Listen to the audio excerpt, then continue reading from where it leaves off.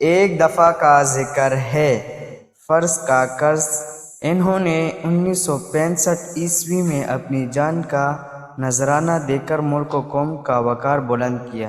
بیٹا، اب میری ماں کا ارادہ کہ میں بھی پڑھ لکھ کر اپنے بڑوں کی طرح فوج میں بھرتی ہو کر اپنے ملک و قوم کی خدمت کرتے ہوئے شہادت کا مرتبہ پاؤں۔ لیکن بیٹا، میں اس وقت ڈر گیا تھا اور میرے قدم ڈگمگا گئے۔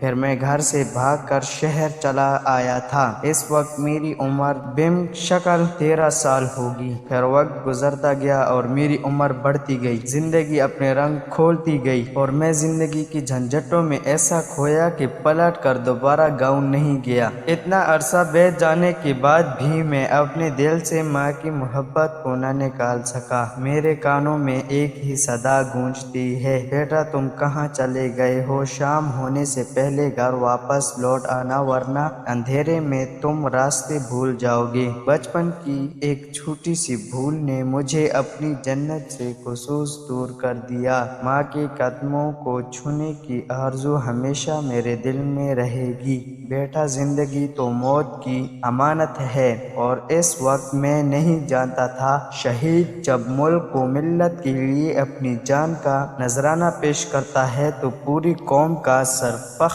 سے بلند ہو جاتا ہے، کیونکہ شہید کی جو موت ہے وہ قوم کی حیات ہے۔ آج ہم اپنے خون کو پہچاننے سے انکاری ہیں۔ کاش کہ میں دنیا کو بتا سکتا کہ میری ماں پر لگایا گیا الزام بے بنیاد اور غلط ہے، اور میں ان شہیدوں کی اولاد میں سے ہوں جنہوں نے اس وطن کو حاصل کرنے کے لیے اپنا سب کچھ قربان کر دیا تھا۔ پہلے ابا، پھر بھیا اور اب ماں نے بھی اس پاک مٹی کے لیے اپنی جان کا نذرانہ دے کر اسے زرخیز کیا ہے۔ باتوں کا سلسلہ ابھی جاری تھا۔ ابا کے آنسو تھمنے کا نام ہی نہیں لے رہے تھے۔ وہ تصویروں کو آنکھوں سے لگا کر بار بار چوم رہے تھے اور اپنے رب سے معافی بھی مانگ رہے تھے۔ پروردگار، مجھے معاف کر دو، میں نے اپنی ماں کا دل دکھایا تھا۔ شاہ زیب نے ابا کے آنسو پونچھ کر انہیں تسلی دی اور کہا، اللہ تو بڑا غفور الرحیم ہے، وہ اپنے بندوں سے بہت پیار کرتا ہے۔ ابا جان،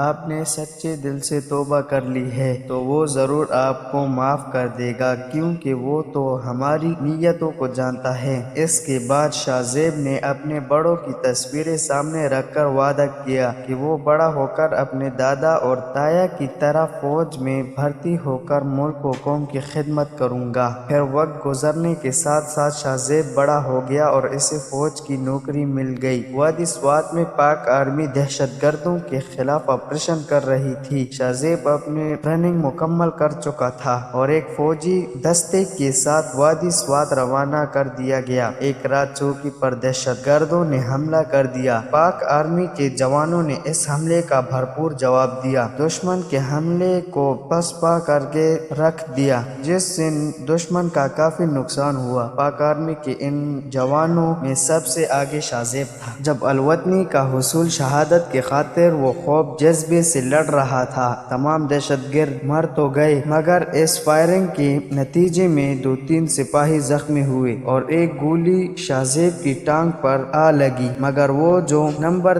ڈی کے ساتھ تھا دشمن کا مقابلہ کر رہا تھا، جس کے نتیجے میں اس کی دونوں ٹانگیں ضائع ہو گئیں۔ علاج کے بعد فوج نے اسے ریٹائر کر دیا۔ اب اس کے پاس وقت ہی وقت تھا اور سماجی کاموں میں دلچسپی لینے لگا تھا۔ اب اس کے دل میں شدید خواہش تھی کہ وہ دوسروں کے لیے کچھ کرے۔ پھر شاہ زیب نے اپنی دادا کی طرف سے سرکار سے انعام میں ملنے والی زمینوں پر دینی مدرسہ، اسکول، بچوں کے لیے پلے گراؤنڈ، اسپتال اور ایک ہاولڈ ہاؤس بھی بنا دیا۔ اس ہاولڈ ہاؤس میں ملک کے گوشے گوشے سے بے سہارا لاوارث لوگوں کو یہاں لا کر زندگی کی سہولت مفت دی جاتی تھی۔ اس کام کے لیے شاہ زیب نے ہر شہر میں اپنے دفتر کھول رکھے تھے تاکہ ایسے لوگوں کو یہاں لایا جا سکے جن کا دنیا میں خدا کے سوا کوئی اور سہارا نہ تھا۔ شاہ زیب نے عمر کے آخری ایام میں بتایا کہ یہ زمینیں میرے بزرگوں کو سرکار کی طرف سے انعام میں ملی تھی اور مجھے اپنے بزرگوں کی طرف سے، میں نے اپنے بزرگوں کی امانت کا صحیح استعمال کر کے اپنا فرض پورا کر دیا، یا پھر آپ یوں سمجھے کہ سرکار کی دی ہوئی زمینیں سرکار کو ہی لوٹا دیں۔ سچ ہے کہ جو لوگ سچے دل سے زندگی میں کچھ کرنے کا ارادہ کرتے ہیں پھر وہی لوگ دنیا کے لیے ایک دن روشن مثال بن جاتے ہیں۔